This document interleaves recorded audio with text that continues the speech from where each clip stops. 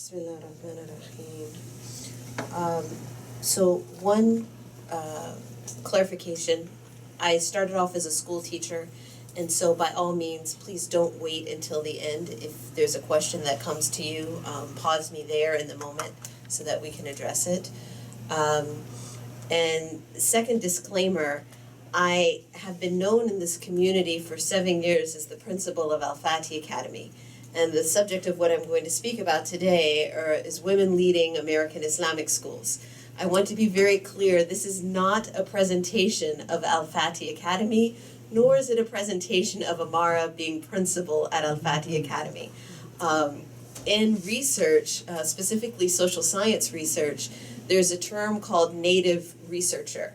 And essentially what that means is that the subject matter that you are researching, you are also a member of that same group. So at the time that I conducted my research, I was a woman leading an American Islamic school, conducting research on other women leading American Islamic schools.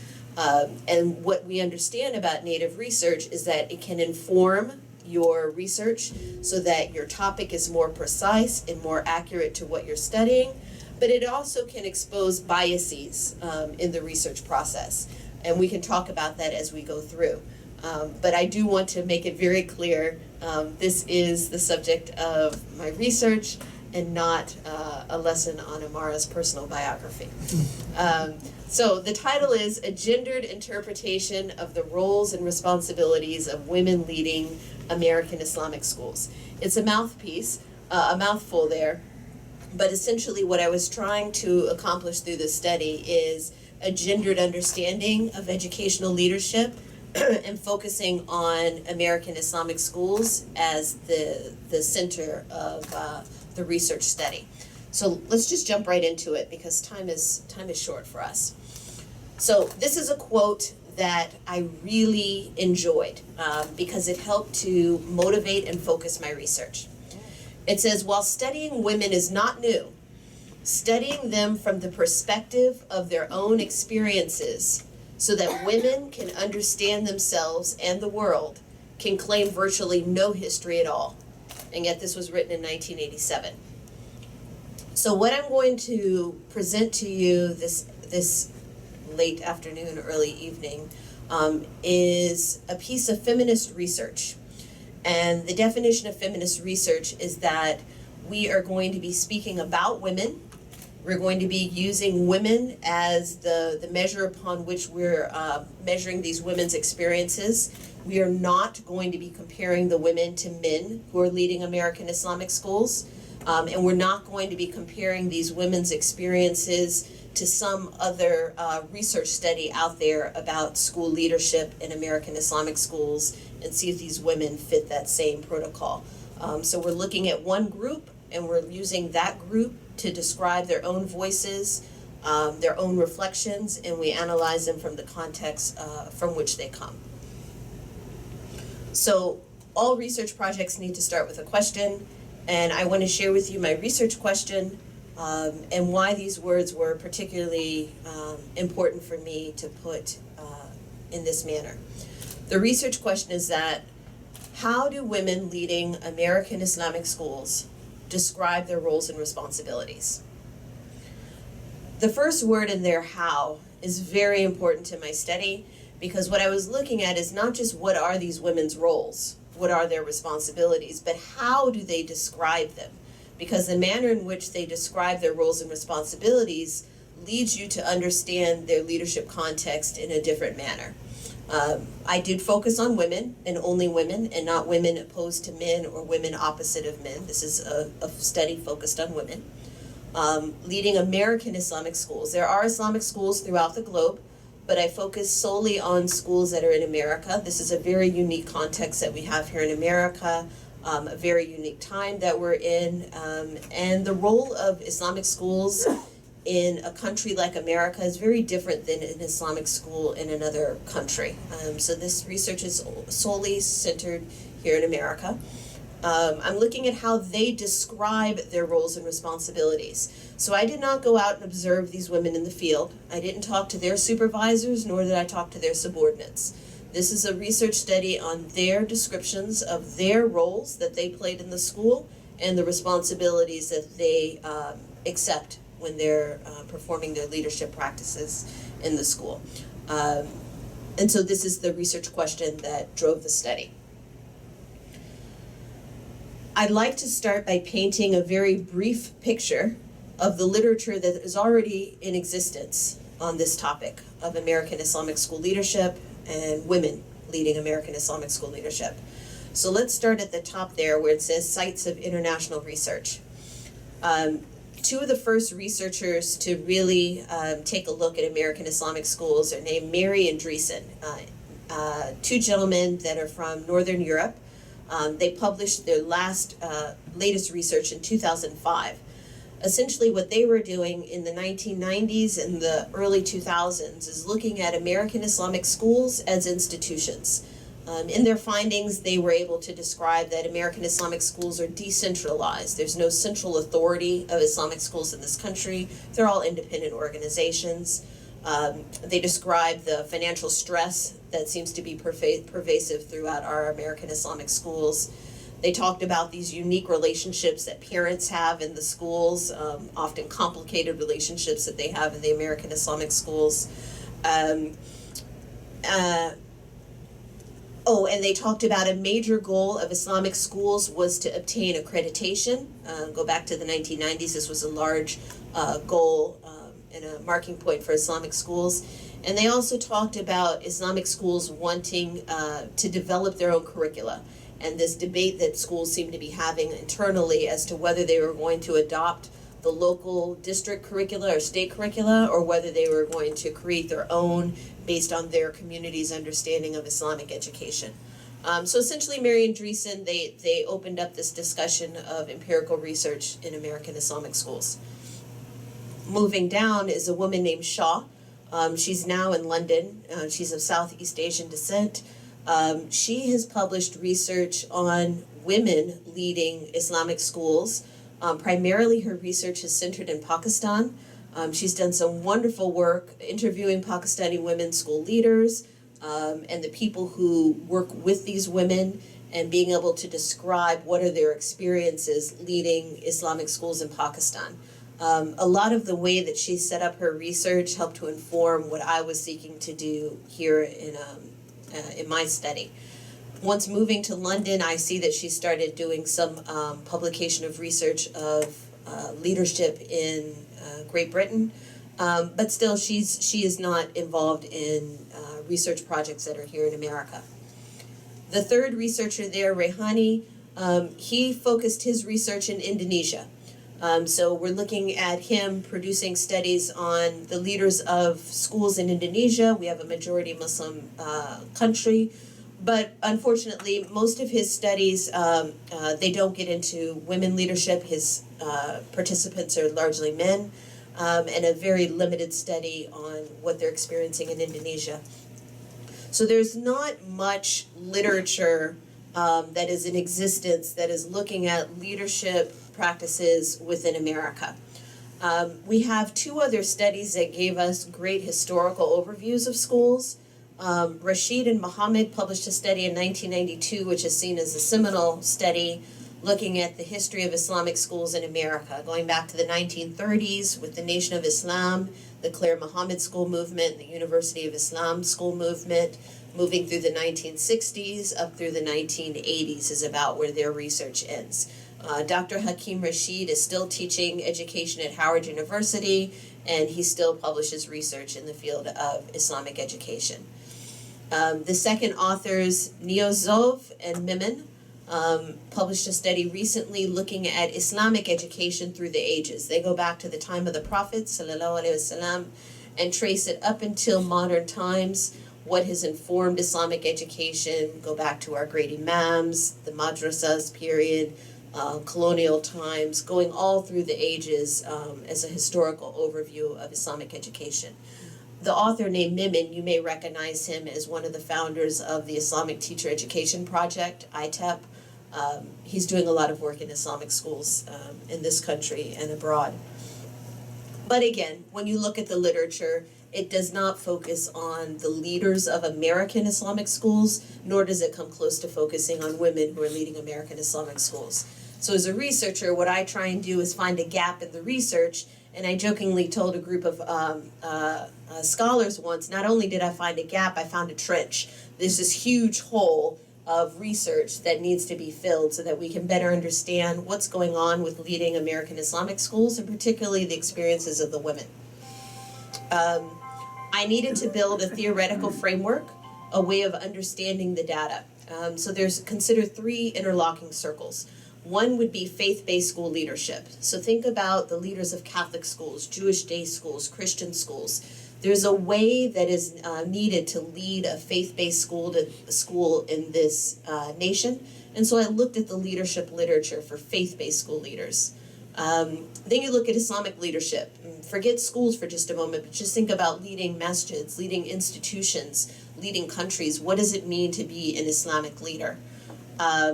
And then thirdly, look at Islamic education. What do we know about Islamic education? Set aside Islamic schooling, but what do we know about how to teach Islam and how to have an understanding of Islam through the ages? So looking at the intersections of those three themes helped to inform my theoretical framework. On the right side of the screen, you see it says social role theory. Alice Eagley in 1987 produced this amazing theory called social role theory, which helps to describe why men and why women behave as they do in society for these gender roles that seem to be so commonly understood between men and women. So I use Eagley's social role theory as a strong component in my research, and I'll talk more about that in a moment. So here's just a brief overview of how I conducted the study. This was a qualitative study. I comprised of 13 semi-structured interviews. So I met 13 school leaders. I asked them questions, they gave me answers, we had a conversation back and forth. And I did this over the spring and early summer of 2013 from the Midwest to the East Coast. For logistical reasons, I wasn't able to get out to the West Coast. I had a multiplicity of school leadership roles in the study. We had principals, heads of school, assistant principals, school board member, and school administrator. I used a feminist methodology to generate participant-described roles and responsibilities. So just like I mentioned earlier, you take women, you ask them about their roles and responsibilities, you take their responses, and that becomes the measure by which you conduct your analysis. And then you look at their reflections on the impact of their gender on their leadership practices and experiences. So one of the direct questions that I asked them was, how do you think your gender has impacted your leadership? And how do you think the community has responded to your roles as a school leader because of your gender? And so listening to how these women reflected upon their gender really helped to inform my understanding of their leadership experiences. Now, what's most important to me about this study are the women, these participants. These were brave women, very open, very candid, and very remarkably strong. And it's very important when conducting qualitative research that you represent the voices of the people that you are studying. You can't let your voice as a researcher override their individual voices. And so when speaking with one of these participants, just so you know, all these names are fictional names. The participants chose a pseudonym for themselves in the context of the interview with me. So one woman wanted to be called Khadija, and Khadija told me, inshallah, God willing, you'll write this from your heart so that it is reflective of the realities of all of the women you've been interviewing, inshallah. When Khadija told me this, I felt it was my marching orders. You know, it's as if she looked at me in the eye and said, listen, Amaarah, you're going to have all of this truth, and you need to represent this from your heart. And you need to make sure that you're being honest and direct and let everyone know what are the realities that we are experiencing as women leading our American Islamic schools. So I want to introduce you to the participants. So I'm going to do a little interactive, slightly divergent from the plan of being a lecture. And if we could just pass 3 papers to my right and 3 to my left. Each paper is different. Assalamu alaikum.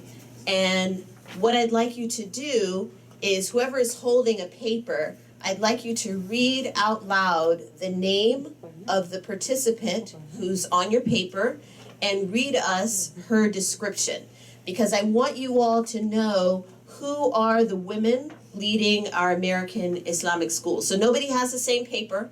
Don't worry about that. All of your papers are different. Is there anybody who's willing to volunteer and read us a description of one of the women who's from the study?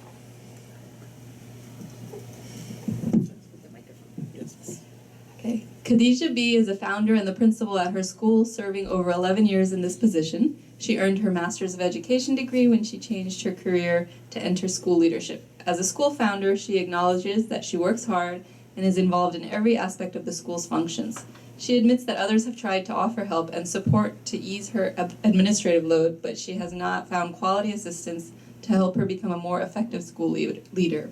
She questioned, but other than that, they think that I work a lot. They think I work a lot, and they think I don't have, and they think I need more help. How that help is supposed to happen, no one really knows. Whether it is proposal writing, administrative tasks, or strategic planning, Khadija B. agreed that she would appreciate additional systems of support, but her school is not able to justify this type of personnel expense. Good, thank you. Somebody else want to read one of the other women's descriptions? Please.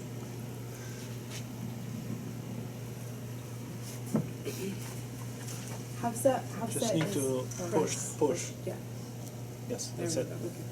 Hafsa is an assistant principal currently working with a male principal. She has 6 to 10 years of experience in her current position.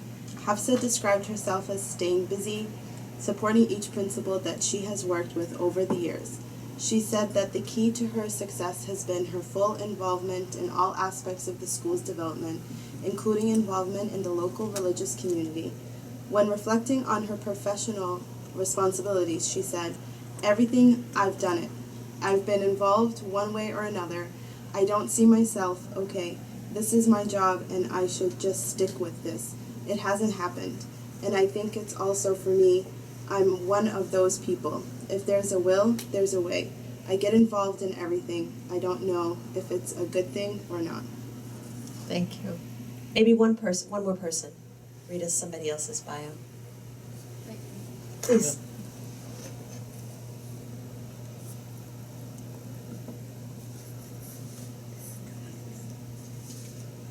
Push till it turns green. Just once. Once is enough. There you go. Yes. That's it. Asfar is the founder and principal at a school where she has held her leadership position for 10 years. In the early days of the school's existence, she referred to herself as an administrator because her involvement was limited to administrative support directed to the teachers and the community. She enrolled in graduate school and earned a master's degree in education leadership. She felt that earning her advanced degree validated her professional and her leadership expertise. Shortly after, she began to refer to herself as the school principal. She illustrated, "Well, when the school first started, I was there and I always called myself an administrator. I never had. I didn't say that I was a principal only because I wasn't qualified." Thank you. So I'll leave these papers here on the table. Maybe when this is over, you can read the other papers that may not be near you. Each woman has such a unique background that she was bringing to her role in her school. And I can just summarize for you on this slide here who's leading our schools. There are different routes to being a school leader or coming into the principal's office. Some of these women described the typical route of interviewing for a position and being hired, but that was rare. Most of them described being coerced into their position, being co-opted into their position, or having somebody resign in front of them and have to step into the principal's office, even though they had previously either been the substitute, the assistant teacher, or in one case, just a very helpful parent. Many of these women are pursuing advanced degrees, like Asfar that you just heard. They walk into the principal position, they feel that they're less qualified than what they would like to be, and so they're earning master's degrees on the side of a very, very full-time job. Many of these women are earning Masters of Education degrees at the local university. They have their finger on the pulse of contemporary America. These women understand what it means to lead an American school post 9/11. There's a lot of work that they need to do. They understand being a Muslim in the face of all of what that means to be a Muslim in America today, and it's very present in their leadership practices. They have a commitment to educational excellence, either by going back to school and trying to better understand curricula and instructional practices, or how to better operationalize what they're doing in their school. But most importantly, these women accept and express that they are followers of Prophet Muhammad sallallahu alaihi wasallam. They describe him as their leadership role model. They describe their faith in Allah subhanahu wa ta'ala in such a strong and remarkable way that motivates them in their leadership practices each day. So I want to share with you 3 findings. I could talk about my findings for hours and hours and you would have to hush me up. But I picked 3, just 3 that I want to share with you. The first are the leadership roles. I want you to have a good understanding of what are these roles and responsibilities of women leading American Islamic schools. So here's a quote from one of the participants which sums it up. She says, "It becomes your responsibility in the sense that there's multiple roles that we have to play, because we don't have designated people for all those different roles to play with." Essentially what this woman was talking about, she was talking about going back to graduate school and having a course instructor teach the other graduate students, who are all school administrators, how to supervise different roles in the school. Not so that you could do the role, but so you could adequately supervise people. But when she went back to her Islamic school, it was very clear for her, there are no people to supervise doing these roles. You have to do them yourself. And so she realized very quickly she had a very different relationship to her school leadership than the other people sitting in her graduate program. So I categorized the different roles and responsibilities that the women mentioned. The first, professional expectations. They describe waking up, early bird catches the worm, being there at 7:30 in the morning. Some of these women are there to unlock the door so that the rest of the school community can get in, particularly when the school is attached to a masjid setting. They talk about professional expectations of earning their master's degrees or advanced degrees. They talk about professionalizing their role in the principal's office or their leadership position. The facility. These women talked about not just managing a school facility, but in many cases having to move the school from one location to the other to become a project/construction manager, someone who needed to be familiar with zoning applications, obtaining permits, and managing the construction and design of a new facility for the school. In addition, one woman called herself MacGyver because she said whenever something breaks at the school, she is the one who needs to fix it because they don't have a facilities maintenance crew or person. So they deal with everything that has to do with their facility. In terms of students, they described, of course, having good relationships with the students, being responsible for disciplining the students, but they also described the importance of being there first thing in the morning to greet the children. They talked about giving them salams in the morning, giving them hugs, letting them be able to see their school principal first thing in the morning. In terms of parents, they had many unique relationships with parents, often very complicated. They've got parents that they're dealing with mitigating disputes between a parent and a classroom teacher.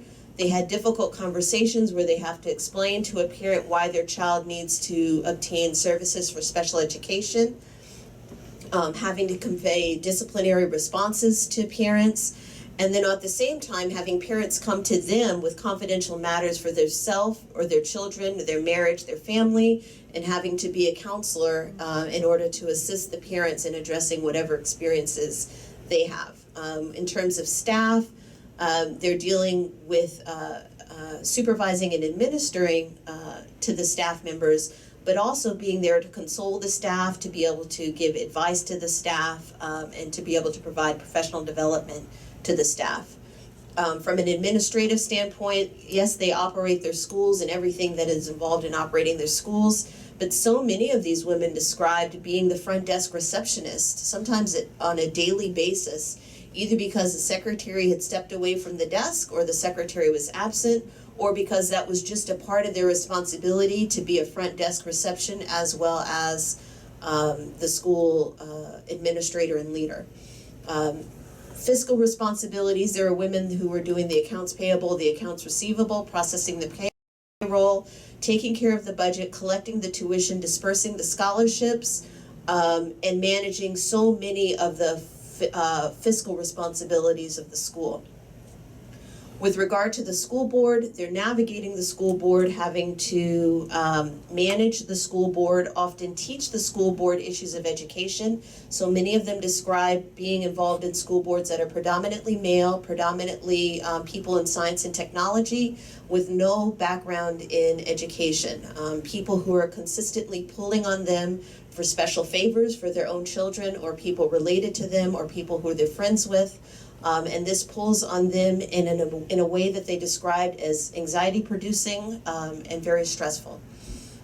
Curriculum and instruction, as I mentioned from Mary Andreessen's research, they're often having to select curriculum, implement curriculum, and often have to make these difficult decisions. Where do you turn for curriculum? To the local district or to some source for something that appears to be more Islamic? When you look at these leadership roles, there's studies that are out there about what does it mean to lead a typical American public school, all right? And research is often done in an urban setting. Many of the categories that you see represented here on this screen, you'll also see represented for leading a public school. But there are two distinct differences that these women were experiencing that you don't see in a public school. One is the relationship with the school board. There is nothing equitable. Nothing at all, the way that these women are describing their relationships that they have with their school board, when you look at public school administrators and the relationships that they have with their public school boards. It is a very difficult relationship that they have to navigate through, and often gender is a huge part of their experience when they're dealing with mostly male or all male school boards. The second role that you do not see anywhere close to the public school leaders is what I call sustainability. These women wake up every day, operate their schools with this feeling on their shoulders that if they don't do their job, the school may collapse or the school will decline. In a public school administrator, you do your job, but the job will go on, the school will go on with or without you. It's a public school. And so the feeling that these women have of being the one to uphold the school is this oppressive difficulty that they maintain despite holding up these other roles and responsibilities. So I hope that I can describe these women with the strength and the vigor and the courage that they were able to convey to me. Let's talk for a moment about their leadership styles, because what was important to me in my research was how do these women lead? So one woman said, I want it to come from everybody, and then you're more successful when it's the feeling of ownership. You know, you give that feeling of ownership to everyone. Now, when you look at leadership styles, what this is an example of collaborative leadership or distributive leadership, where you're not the one trying to be front and center, You're trying to create an environment where a group of people feel like they own a decision and that they're going to share in the success of the decision. What I want you to know that's remarkable is that all the literature in business is pointing that this is the best practice in leadership for industry, all right? Top Fortune 500 type of companies, leading in a collaborative manner, leading with this type of distributed leadership practice, this is the best practice, and these are what our women are exhibiting. So it's something to celebrate, that we are leading the schools in the manner that literature is showing is the most effective way to lead an organization. So yes, please, Louise. It would seem to be a dead ringer for being equivalent to Shura. Absolutely, absolutely. So let's pull that up here. We can take this slide backwards, forward, and connect to you. Islamic leadership. The women were describing the practice of shura and having to take feedback from different parts of their constituency, the parents, community members, board members, teachers, students, in order to make thoughtful decisions. And some of them described it as shura, some of them described it as just trying to bring a group of people together. But as we know from our sunnah, that they are practicing methods of Islamic leadership, all right? From the top of the slide down, these are visionary leaders. Many of these women who are founders of the school needed to create a vision for the school as well as operate it. So not only do you open the school doors, but you need a vision. What is the role of the school in your community? And so they're part of visionary activities for their school and being able to set the pace for their school. Some of the women, particularly the ones who are enrolled in graduate school on the side, talked about leading from research-based methods. So they talked about either different leadership models or books or authors that they cite as being their mentors, and they're trying to lead the school in that particular manner. Authoritative leadership was something that you saw really from the leaders who had been in practice as school leaders for more than 10 years. They were the ones who seemed to be more comfortable with leading from an authoritative manner.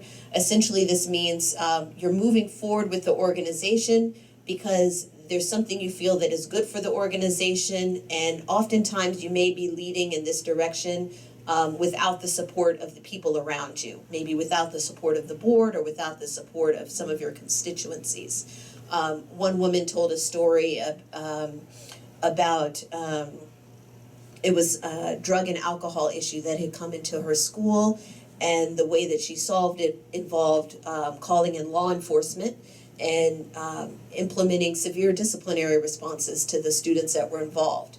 That frustrated some of the community members who felt that she should have solved this problem internally and not involved law enforcement. But she was very firm and resolved in saying, no, this is the way you need to lead, and this is the proper response as a school leader. Assertive leadership is imagine yourself making a statement for the school and needing to move the school forward in a particular direction.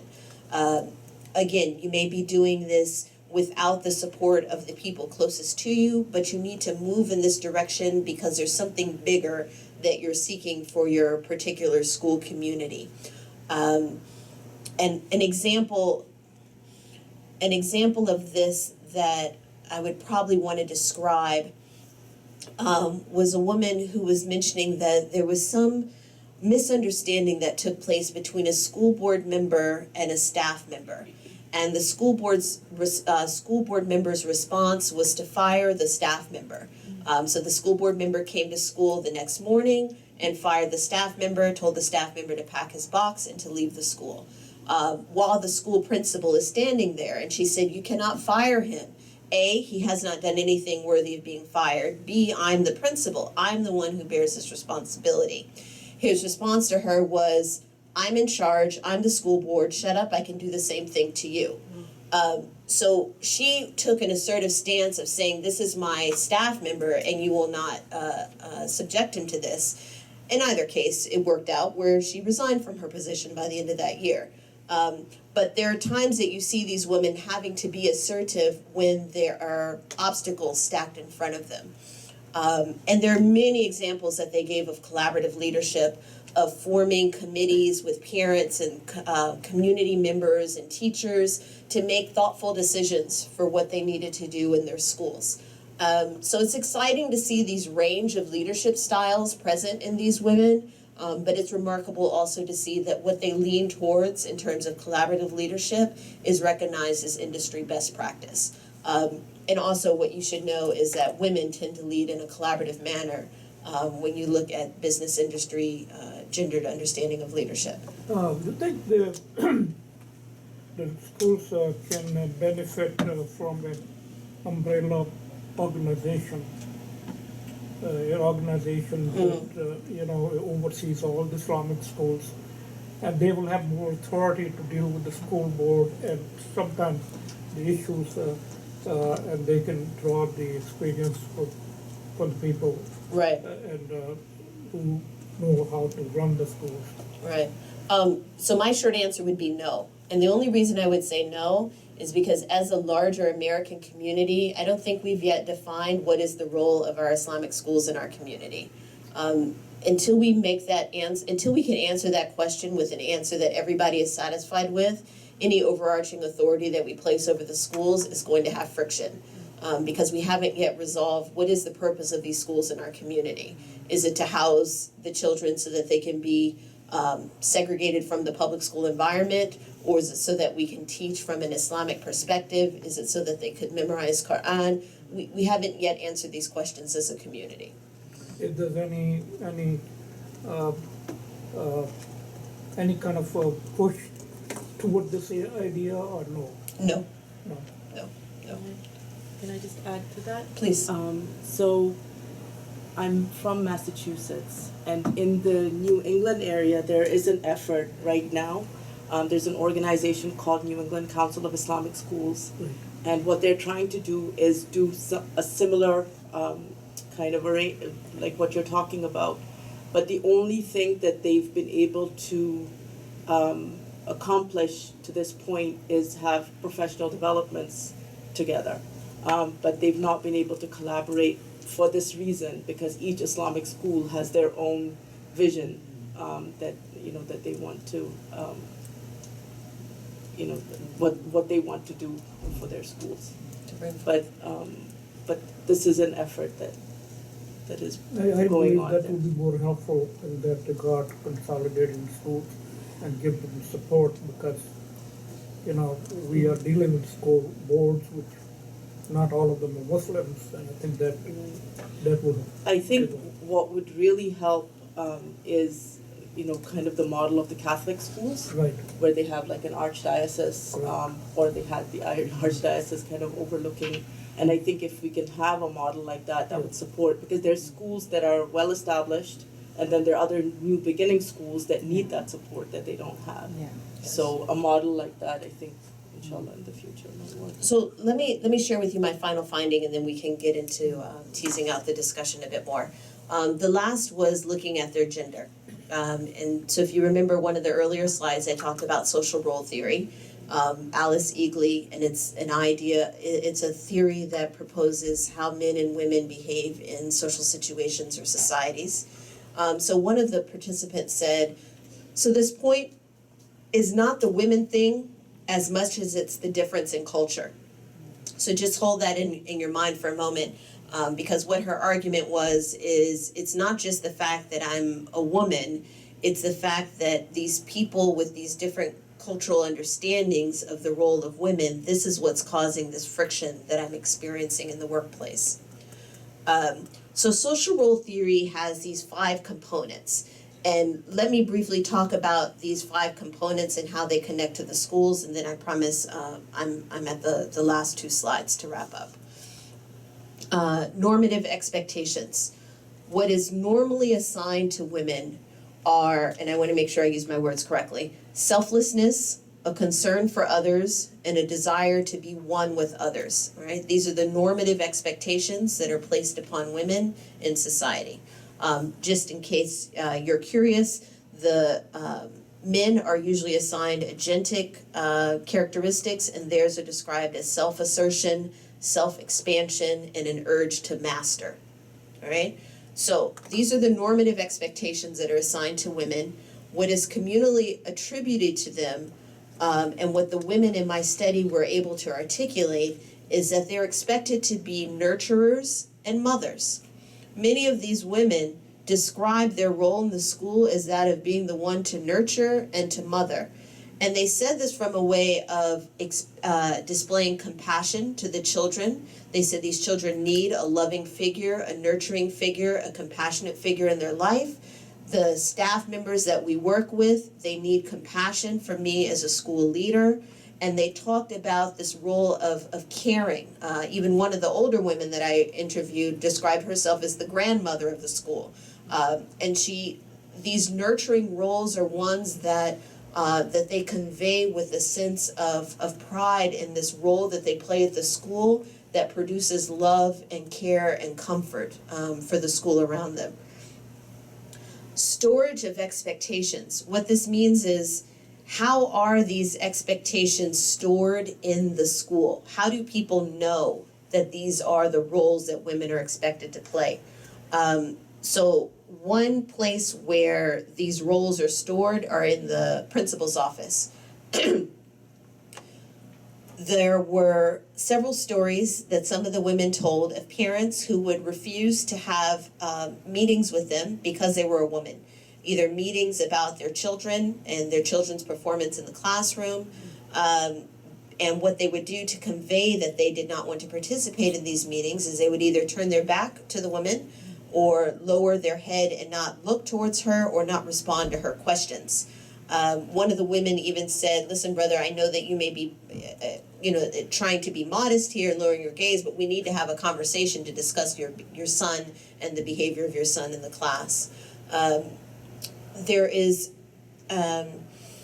another set of expectations that were stored within the school board, where several of the women described being excluded from school board business, generally in the case where the majority of the members of the board are men, or in Asfar's case where all the members of the board were men.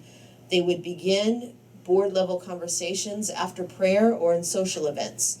And as we know, men and women pray separately, so if you have a separate space for prayer, then those conversations take place and a woman cannot participate in them. Or social events, we tend as Muslims to segregate when we gather socially, and so if the men are in one area having a board level conversation that precedes the official meeting, then the woman is left out of being able to be a participant there. Eagly describes these punishments for role transgression, meaning, so what happens when a woman does not behave in this nurturing, loving, kind, shy manner and becomes more aggressive and authoritative, begins to raise her voice? What is the punishment for transgressing those roles? Some of the women describe the punishment is a lack of trust. They get in front of their boards or they get in front of community groups and they feel like they have to argue their position in a way that a man would never have to argue it. They need to come with that much more data, that much more details in order to be simply heard and then next to be understood. Some of the women describe being physically, having men to be physically, verbally aggressive towards them, raise their voice to them. Why are you here? What are you doing leading the school? One woman said a father came to her when she first assumed her position and said, I won't send my children to a school run by a woman. She said, well, I can't change my gender. He said, well, then I'm not letting my children go here. She said, you can pick up your children's files in the morning. But one of the most glaring punishments for this role transgression were several stories that women told me of interacting with their school boards in the process of being interviewed. One woman told a story of getting ready for her interview with the board, and they asked her to come to the interview with her husband present. So she said, okay, told her husband. He said, well, this sounds odd, but I guess I'll come. He sat in the back of the room. They conducted the interview, and at one point in the interview, one of the school board members looked at her and said, you're going to need to work long hours in this position. When you work those long hours, who's going to cook the dinner for your family at home? So she turned to her husband, shrugged her shoulders. He looked at her and said, I'm the one who does the cooking. Kind of threw the rest of the school board members off, but her point was very clear. In our family, we make our own rule. We have our own roles here, and what you think may not be what you expect. It's shocking. It's frustrating, but these women wanted to tell their story so that others would know what they're experiencing while they are leading our American Islamic schools. So the transmission for revised expectations, how do you change these expectations? They talked about having amazingly supportive husbands. Thank you. They talked about having fathers who set new rules for them in their home, that they should pursue higher education, that they should reach for their goals. They talked about their husbands. They talked about their fathers, and some of them mentioned just local support that they get from close people around them who give them this encouragement to move forward in their pursuits of leadership. And then many of them cite their Islamic foundations, and they rely on the fact that Allah subhanahu wa ta'ala in the Quran, when He's giving us messages of faith and ibadah, there are no different messages for men and for women. And so they were holding on to their belief in Allah subhanahu wa ta'ala to guide them through their leadership practices. So what I'm hoping to do with my study is be able to expand this description of faith-based school leadership. When you look at faith-based school leadership in this country, they don't describe women leading American Islamic schools. So I hope that my research can contribute to a larger and better description of faith-based school leadership in this country. I want to be able to develop a description of American Islamic school leadership. I think that many of these women, and they can articulate this as well, they take these roles without a written job description. So hopefully being able to produce a record of how they're describing their daily responsibilities can lend to a formal description of what it means to lead our American Islamic schools and the role that women play when they assume this leadership. And I want to be able to define these roles and responsibilities that these women consistently accept within our schools. I don't think it's understood the depth of the work that these women do on a day-to-day basis to substitute when the bus driver doesn't come, to cook the lunch when the cook decided to quit that morning, to take care of the kindergarten classroom because the kindergarten teacher didn't show up for work that day. There is so much that goes unsaid that these women do, and it needs to be defined and it needs to be written down and documented. So this was a final quote here from one of the women in the study. She said, "Oh, I'm not in it for the glory or that's not why I'm here. So I'd rather my name be left off the things and we just go forward." I mean, this is how so many of these women describe themselves. Just don't worry about talking about me. It's a school. I'm just doing this.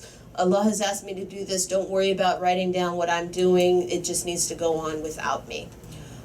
So coming soon. This is what hopefully is going to come soon from Amaarah and her research. I need to bring in Claire Muhammad school leaders in my study. I did not get any Claire Muhammad school leaders. I want to develop a similar understanding of the roles and responsibilities of the men leading our schools. I want to understand what do they experience when they lead our American Islamic schools.